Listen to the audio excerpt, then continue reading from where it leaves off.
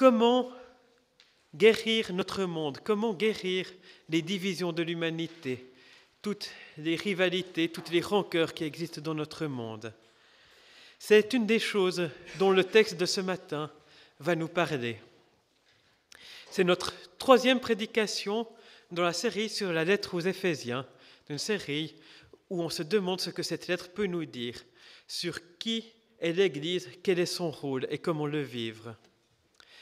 De la première, nous avons vu que Dieu a appelé de toute éternité des personnes à être en communion avec lui et à servir à sa gloire pour toute l'éternité.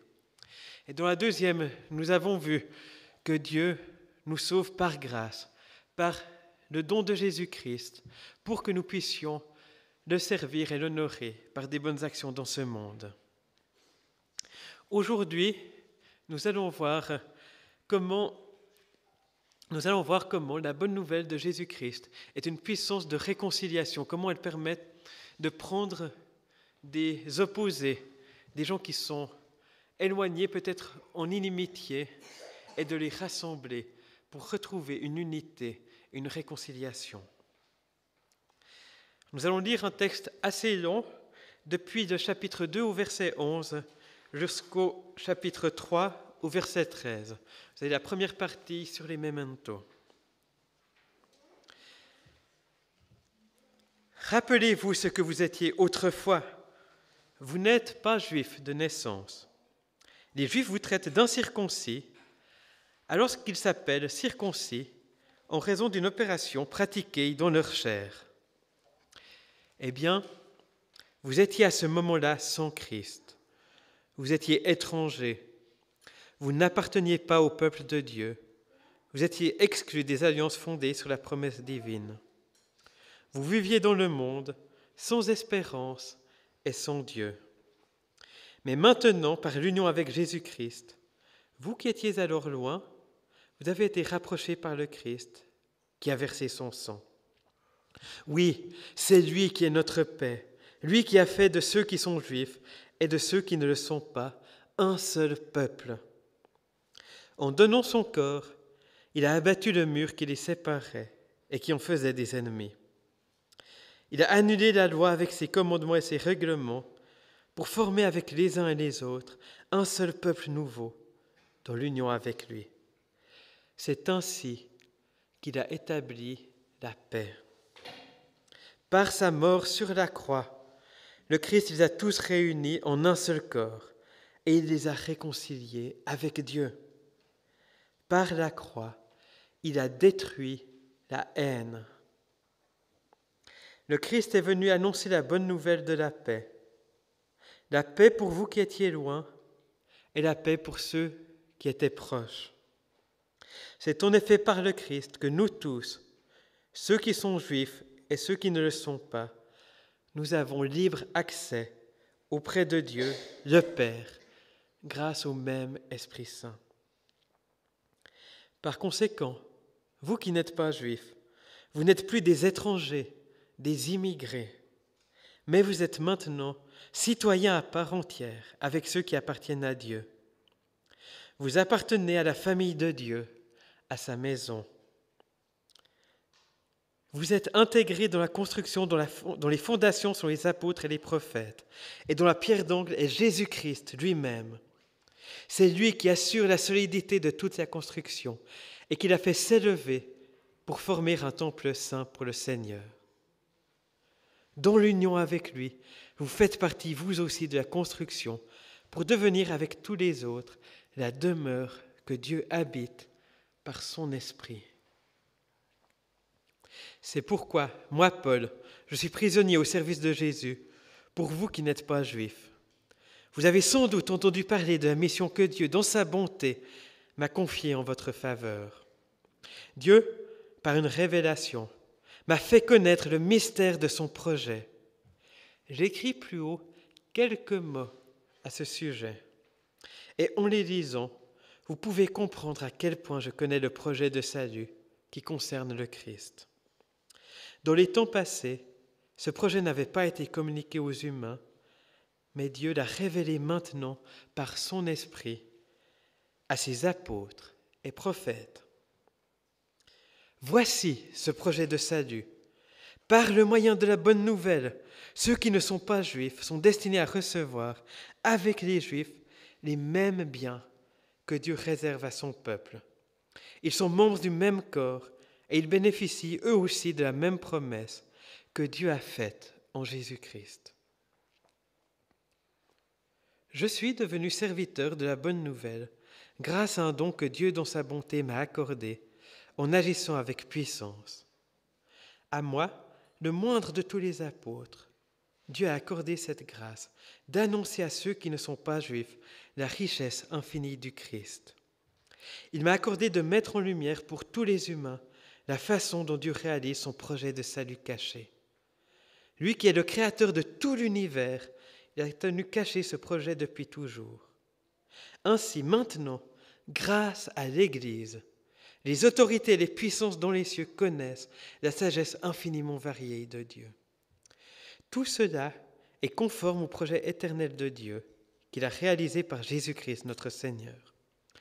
Unis au Christ et par la foi en lui, nous avons la liberté de nous présenter devant Dieu avec une pleine confiance. Par conséquent, je vous le demande, ne vous laissez pas décourager par les souffrances que j'éprouve pour vous. Elles vous donnent part à la gloire de Dieu.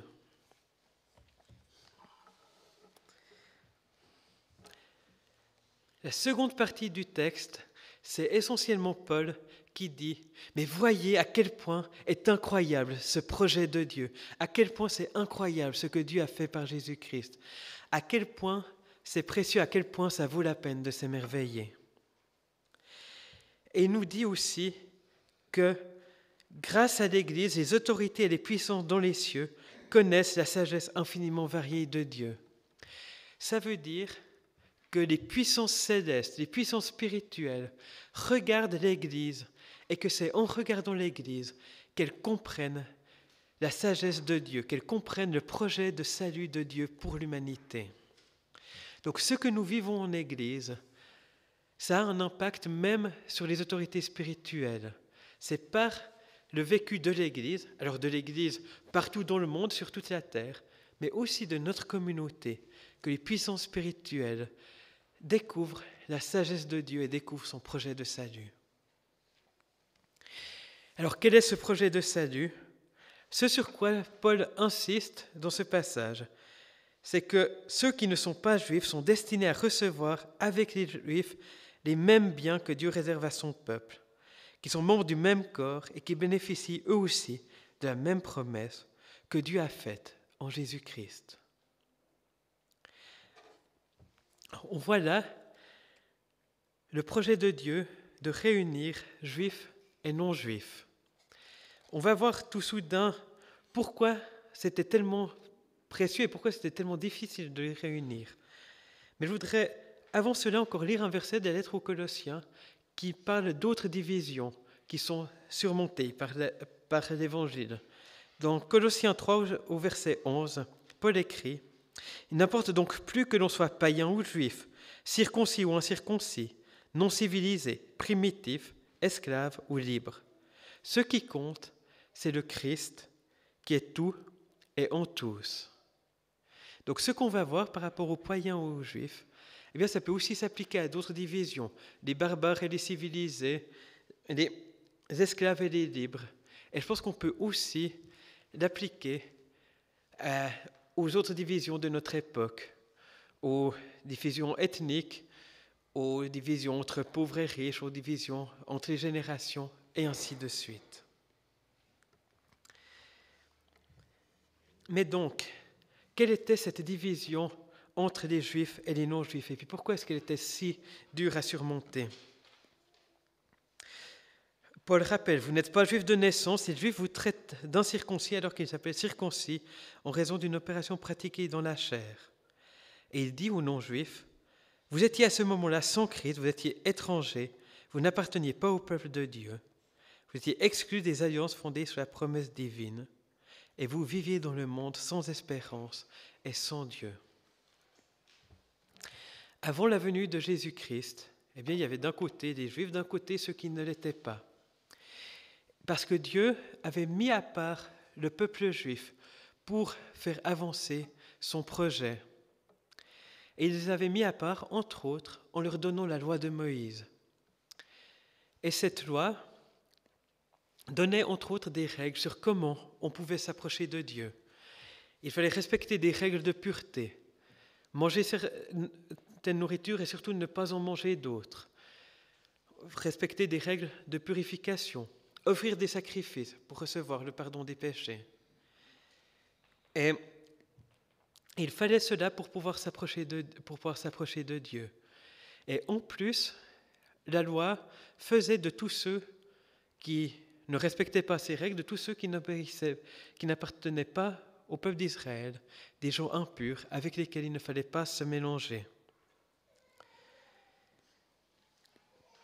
Et du coup, les Juifs se mettaient à part de tout le reste du monde, se mettaient à part de tous ceux qu'ils regardaient comme impurs.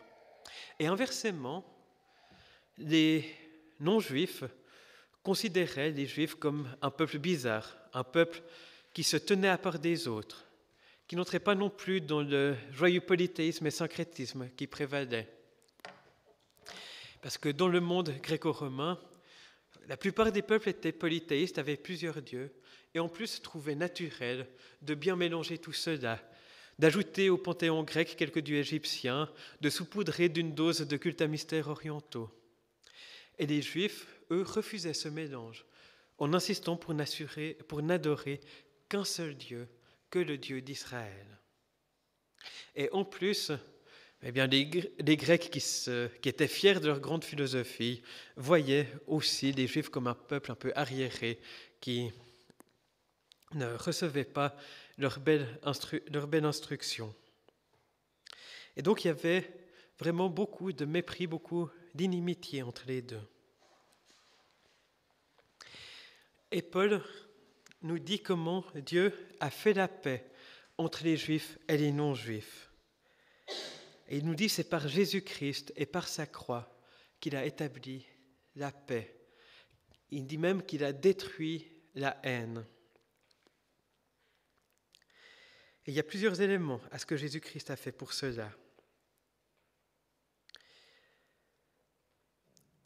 Il a aboli la haine, il a abattu le mur qui les séparait, en faisait des ennemis. Il a annulé la loi avec ses commandements et ses règlements. Alors comment est-ce que Jésus a annulé la loi ? Ce n'est pas qu'il a annulé les principes éthiques, les principes moraux de Dieu, mais c'est qu'il a supprimé la nécessité de toutes les règles de pureté, de toutes les règles sur les sacrifices qui mettaient à part les Juifs et les non-Juifs. Ces règles disaient qui peut s'approcher de Dieu et comment. Et Jésus les abolit en venant offrir une possibilité à tous de s'approcher de Dieu, pas par la pureté et par les sacrifices, mais par son sacrifice à lui, par sa vie qu'il donne lui-même.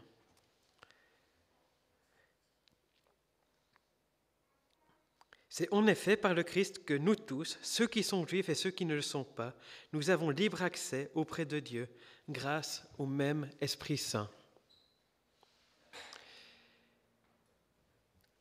Et Jésus, en mourant sur la croix, a accompli beaucoup de choses. C'est un des éléments clés de la foi chrétienne. Il y a plein de facettes à cette œuvre-là. Sur la croix, Jésus a pris nos péchés pour que nous soyons pardonnés, que nous puissions nous approcher de lui. Jésus nous a donné un exemple d'amour pour montrer comment nous sommes appelés à nous aimer les uns les autres. Jésus est aussi venu rejoindre la souffrance de l'humanité en devenant un être humain, en souffrant comme nous, comme tous les êtres humains qui ont souffert depuis la fondation du monde. Jésus montre l'amour de Dieu et sa solidarité avec l'humanité en mourant sur la croix. Mais dans ce texte, Paul souligne surtout le fait que par la croix, Jésus a détruit l'inimitié entre les uns et les autres. Il parle surtout de la croix comme une puissance de réconciliation. Et cette réconciliation elle a aussi lieu par le fait que les uns et les autres peuvent être unis avec Jésus par la foi. Parce que quand on met sa foi en Jésus-Christ, eh bien ça devient le cœur de notre unité, de notre identité. Ça devient ce qui nous définit. Et alors, on partage cela avec tous les autres qui ont mis la même foi en Jésus-Christ. On forme un même corps et cela dépasse toutes les divisions qui pouvaient nous éloigner les uns des autres.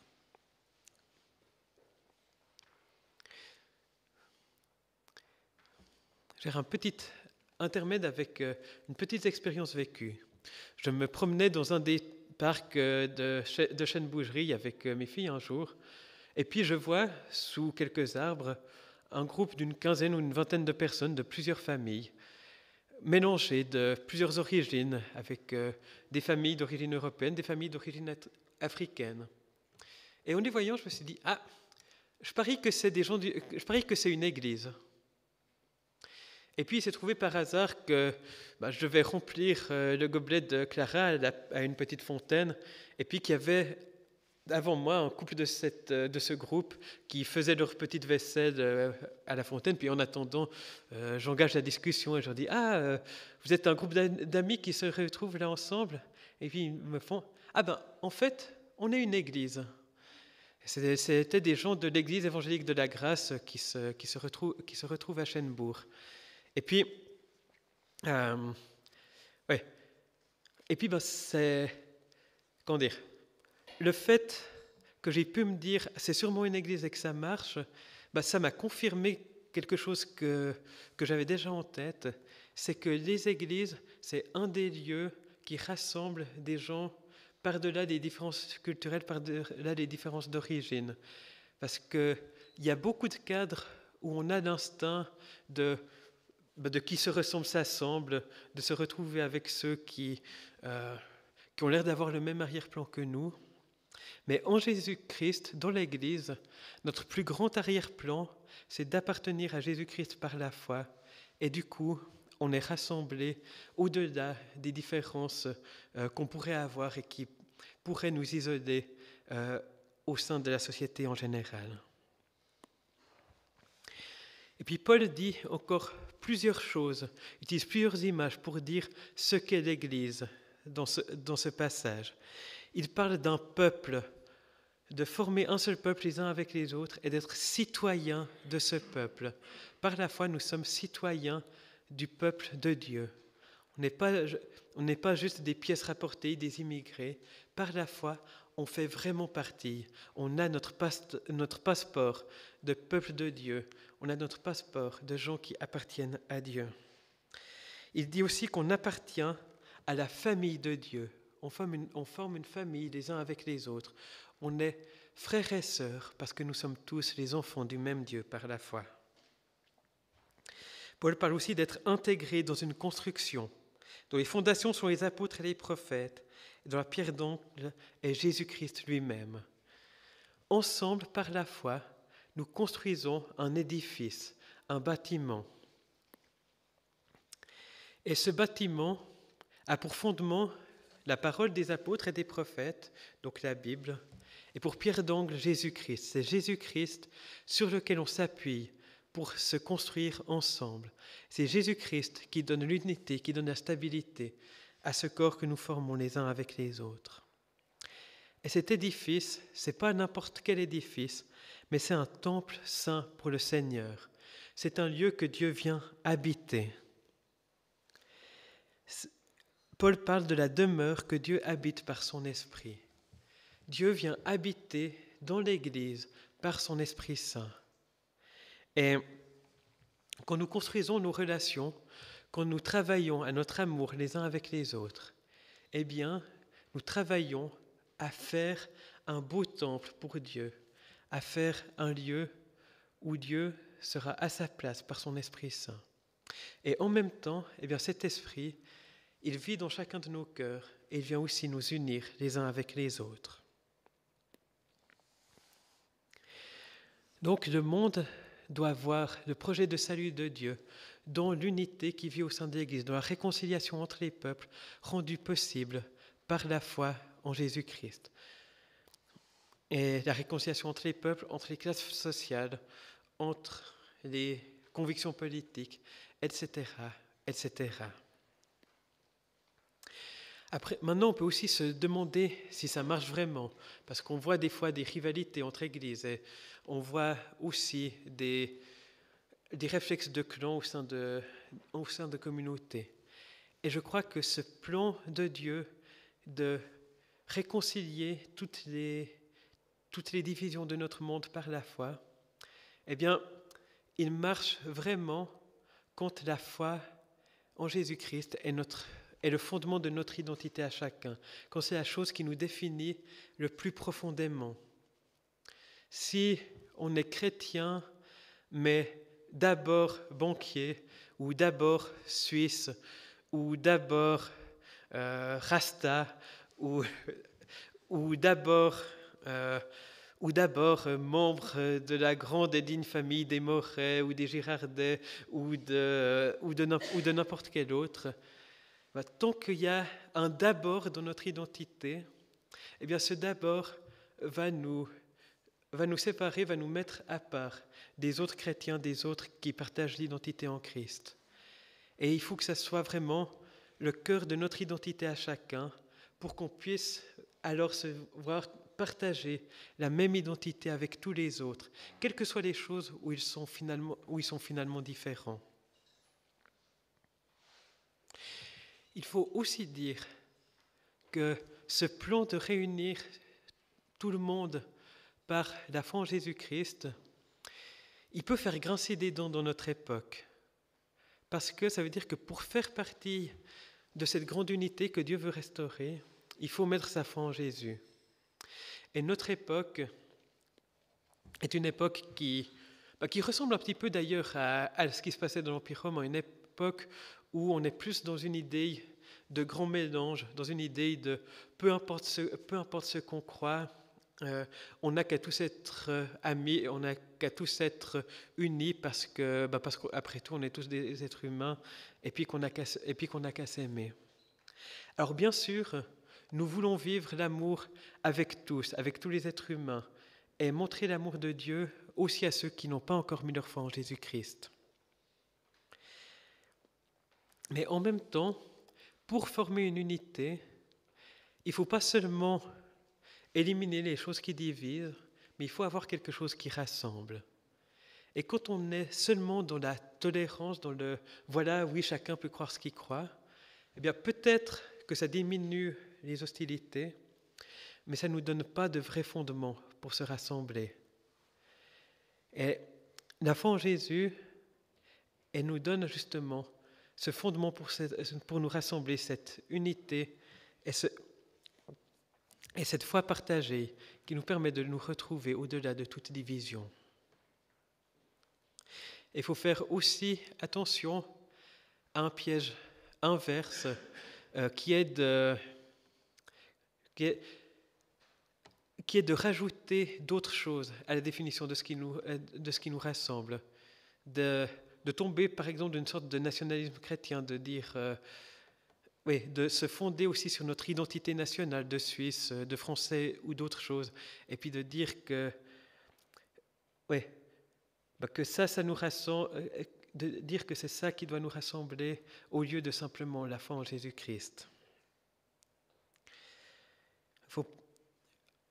Pour vivre vraiment l'unité en Jésus-Christ, on ne peut pas faire avec moins de critères que partager cette foi en Jésus. Mais on ne peut pas faire en ajoutant des critères qui n'ont rien à voir avec la foi en Jésus. Alors par contre, mettre sa foi en Jésus, eh bien ça implique aussi une obéissance au principe de la parole de Dieu. Ça nous donne aussi un mode de vie qui reflète qui est Dieu et qu'on est appelé à vivre. Mais il ne faut pas, par contre, ajouter des critères qui ne viennent pas de la parole de Dieu. Alors, mes amis, mes frères, nous formons ensemble ce peuple de Dieu rassemblé par la foi en Jésus. Montrons-nous notre amour les uns aux autres, accueillons-nous bien les uns les autres, quelles que soient nos origines, quelles que soient nos différences. Prenons la peine de nous connaître, avec qui nous sommes, d'où que nous venions, parce que pour l'essentiel, nous sommes un peuple, nous sommes une famille. Et que le monde puisse voir dans notre amour l'espoir de rassembler l'humanité, l'espoir de dépasser toutes ces divisions qui déchirent le monde. Et soyons aussi des ambassadeurs pour Dieu, pour exhorter, soyez réconciliés avec Dieu. Parce que c'est en étant réconciliés avec Dieu qu'on peut être aussi réconciliés les uns avec les autres.